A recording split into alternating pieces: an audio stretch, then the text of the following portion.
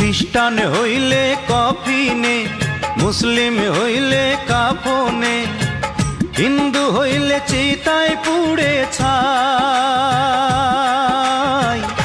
ও মানব গৌরব করার নাই রে কিছু নাই, ও মানব গৌরব করার নাই রে কিছু নাই।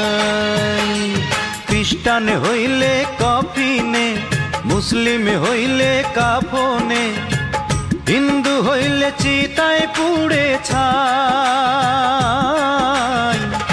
ও মানব গৌরব করার নাই রে কিছু নাই, ও মানব দুই দিনের এই দুনিয়াতে গৌরব করার নাই রে কিছু নাই।